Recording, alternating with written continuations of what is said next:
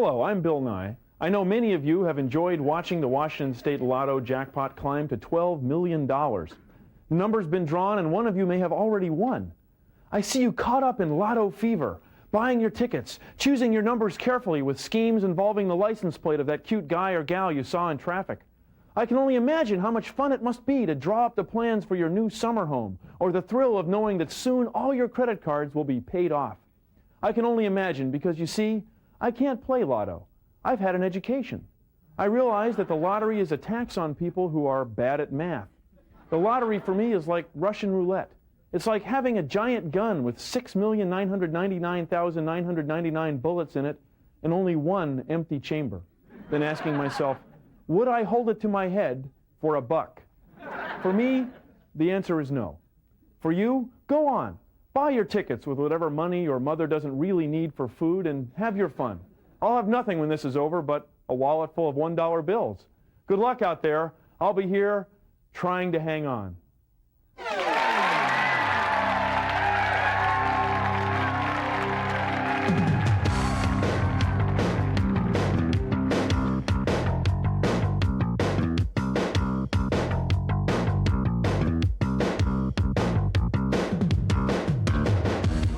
Because of new union regulations, I have to share tonight's announcing duties with another guy. Are you ready? Yeah, I'm ready. All right. Okay. Tonight, on almost, live, lots, of great, and funny, and swell, and clever, and side-splitting bits with special guest comedian Peter Gaulke. And so without further ado, here he is John. Keister. John. Keister. John. Keister. John. Keister. John.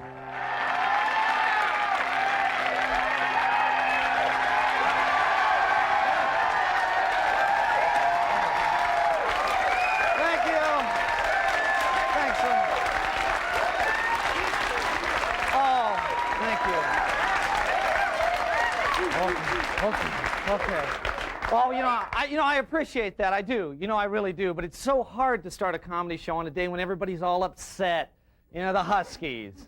Yeah, not going to be the national champions. A lot of sad faces in Husky Stadium today. And you know who was the most disappointed? The security guards. They had brand new mace. They were getting ready to mace the students when they'd run on the field to tear down the goalpost, and it didn't happen. So they had to mace the UCLA cheerleaders. Too bad. Oh, yeah.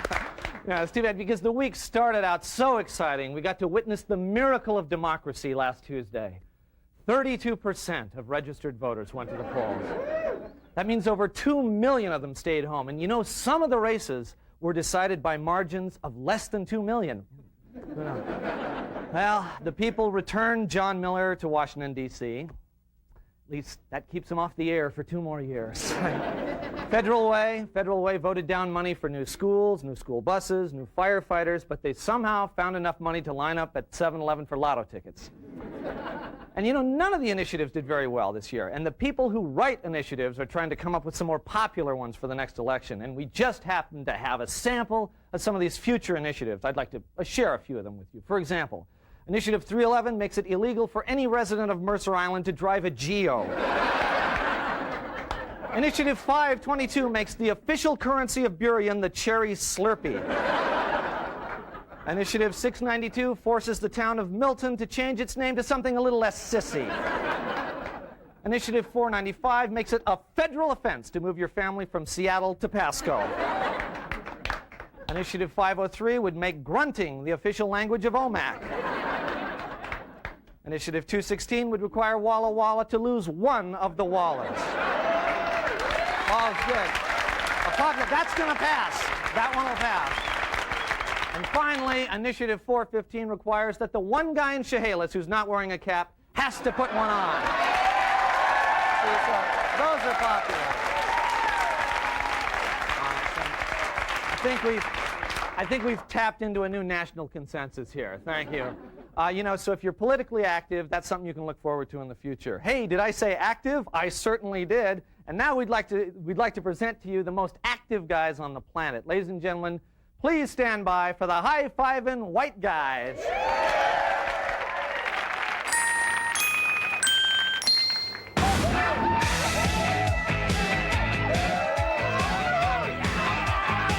it's a high-fiving white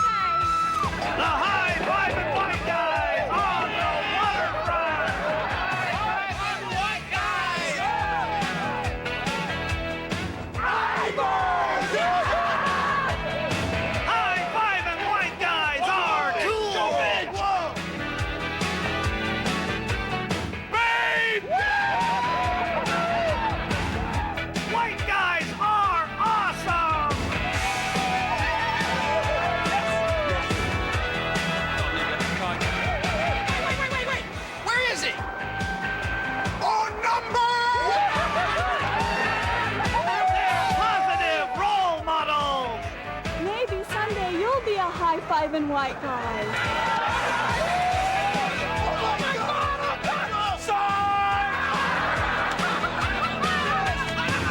White guys take Friday afternoon off! So white. Yeah. They hit all the hot spots!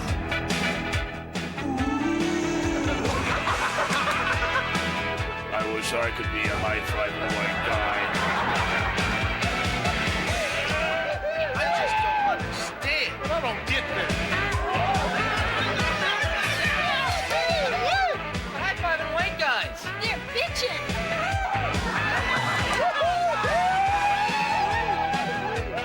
Hey, can I be a high-fiving white guy too? Sure!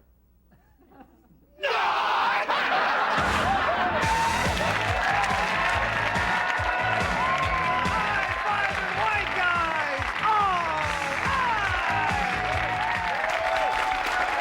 I will be right back with comedian Peter Gaulke. We've got a great show. Stay with us.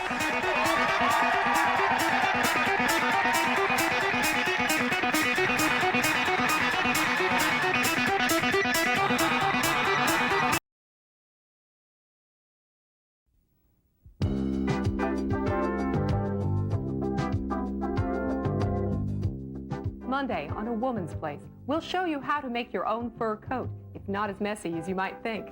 Also cooking with tofu. That's Monday on A Woman's Place.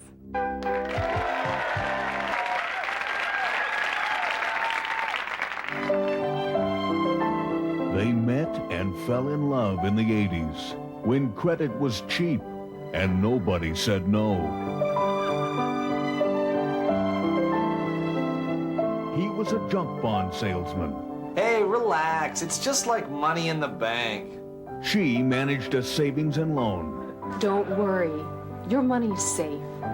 Together, they nearly ruined a country and their own credit rating.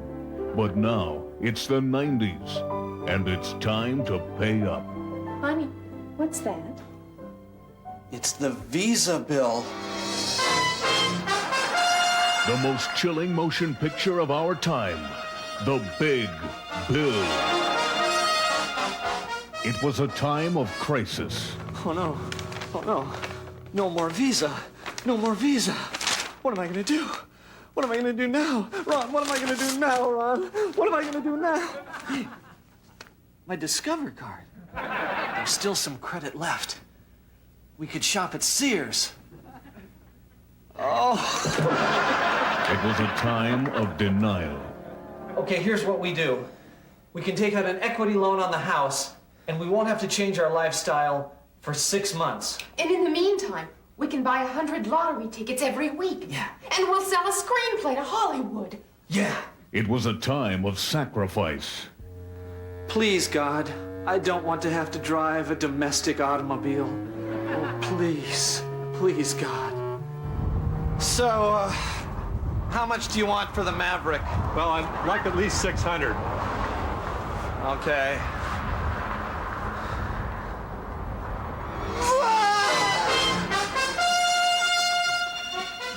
I love you. I love you too. And we're gonna keep all this neat stuff, even if it kills us. All right, folks. I have consolidated all of your debts, and we'll file you for bankruptcy. And at this point, I'm going to have to ask you to turn over all your credit cards to me. The whole works. Come on.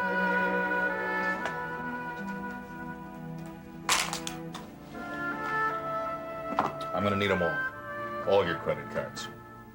Every one of them.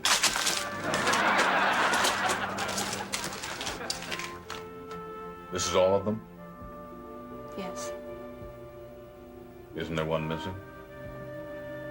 No? You give me that credit card right now!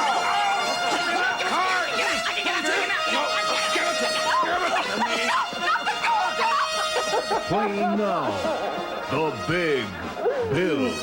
Sorry, no free passes.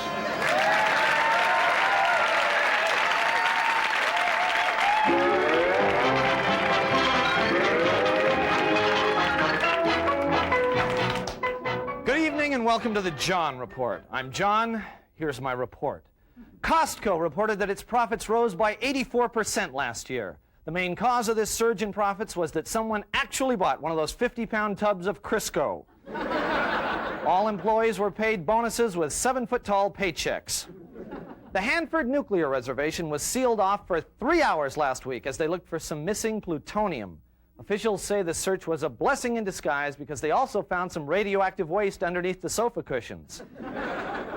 Boeing delivered its first special cargo version 747 to UPS this week. It's set up to handle packages, and if it comes to your airport and nobody's there, it leaves a little yellow note at the door of the control tower. At the University of Washington, the English department has doubled. It's grown way more than anything like business or engineering or anything. A survey revealed that students prefer taking classes that meet outside on nice days. The International Auto Show is on this weekend at the Kingdome. On display will be great-looking, well-designed, fuel-efficient cars. There will also be some American cars. The Northwest had its annual November rainstorm this week, causing the annual flooding and generating the annual response of surprise and outrage by the folks along the Skykomish River.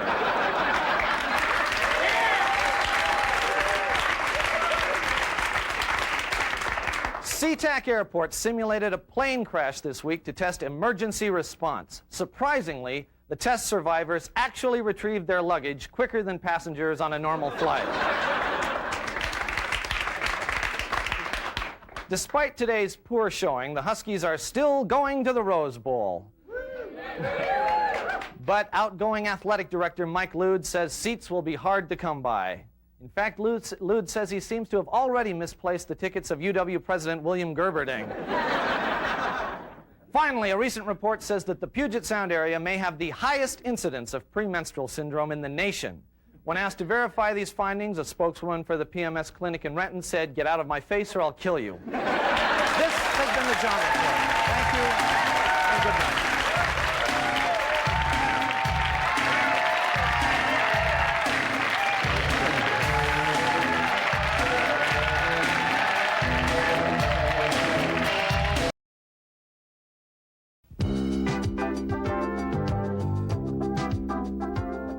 On A Woman's Place, we'll talk to the author of a book titled Women Who Are Sick to Death of Reading Self-Help Books.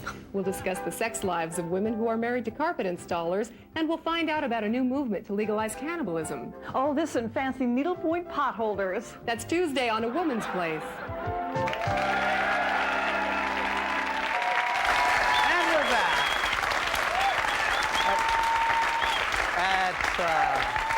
At this time, I'd like to welcome a very good friend of Almost Live, a comedian with a very bizarre sense of humor. He's been at Giggles all week. He's a really great and kind of weird guy. Please welcome Peter Gaulke.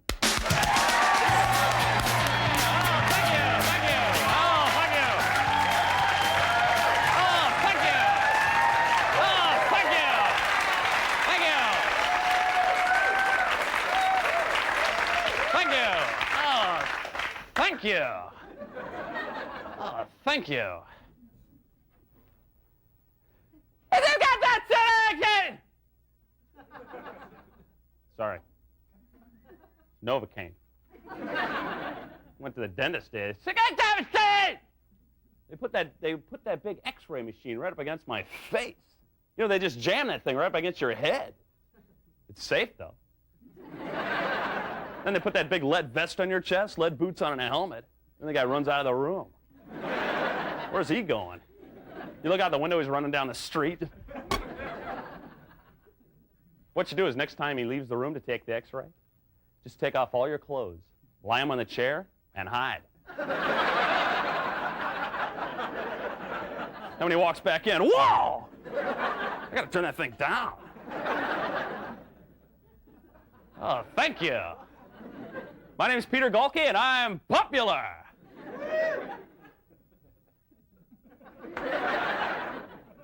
I just had my sperm count taken. Kind of disappointed. It was 1. But it's this big. Nothing can stop that thing. Just got to find a way to get out of here. We get that thing out of here, though, we're going to have us one big barbecue. There'll be food for all. I'm going to fillet that thing. You know, before I became the very popular, multi-talented performer that I am today, I used to work at a bank. It's a good job. I got fired, though. I was making $100,000 a day.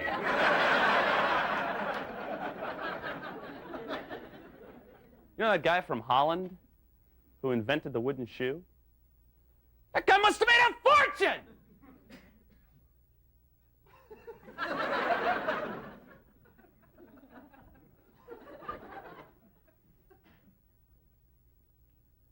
So I drove here tonight. Oh, thank you. I love driving. My dad gave me a car when I was 16 years old. What a great guy. I just recently found out, though, that it's a rental car and I owe $1.5 million. What a jerk. You know, for tonight, I would like to perform for you something that I usually don't get a chance to perform very often. Actually, with my many years as an acrobat with the Olympic team, I learned to do many stunts that most people just can't do. So tonight, I would like to perform one of those stunts for you. So what I'm going to do is I'm going to pull my upper leg here up and place it behind the back of my head. Now, many of you have seen this done before, but it's what I do once I'm in that position that's so spectacular. Now, some of you might want to look at the people sitting next to you when I do this stunt because their reactions will be priceless. It'll be like this. Whoa! You see that again? Whoa! Okay, here we go.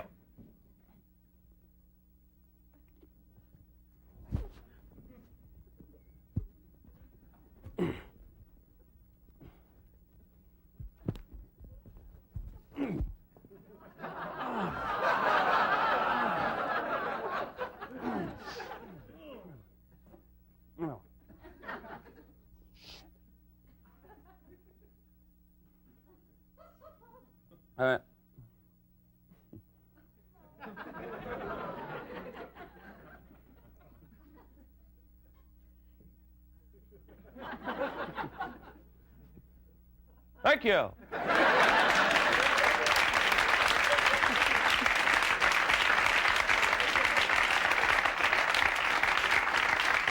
Pete, geez. What seemed to happen there? I was pulling my leg up and I hit myself. Yeah, it's very obvious what happened. I don't know why you're... Well, geez, I'm sure, you know, other than that, I'm sure... I love coming here, but when something like this happens, it really puts a damper on things. Okay, well, other than that... I love coming here, though. And it's nice to have you here, Pete. I think you need a little bit of medical attention, and we're gonna see to that. Well, you know, my uncle owns a tree trimming service. Really? No. I just wanted you guys to like me. Oh, okay. Well, we do like you, Pete. I'm sorry about that little mishap, but everybody, you can still see Pete at Giggles if you hurry really fast after this show. So thanks for coming down, Pete, and they still love you.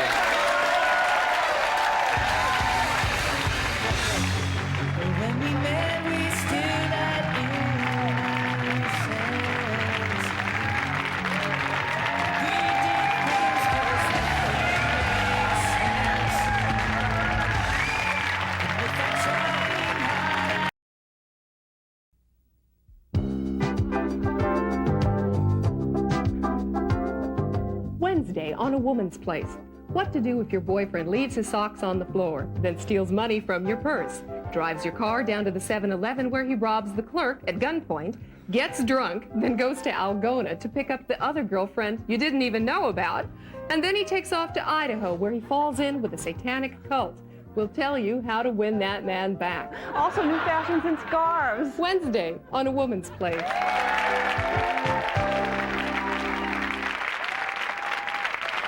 It's Jet Guy, action hero who flies free of the bounds of gravity. Jet Guy. He's insurance actuary Guy Morris, who fights for truth and justice with a jet and a jacket. Fly with him now as he lives the adventures of Jet Guy. Tonight, Jet Guy, the early years. Well, Guy, the government has a lot invested in you. With this new jet suit, you'll be able to fight for law and order. Great. How does it work? It's simple, really. This control is for up and down. Up. Next week on Jet Guy. Down. Okay, that's all the time we've got this week. We'll see you next week. Bye-bye.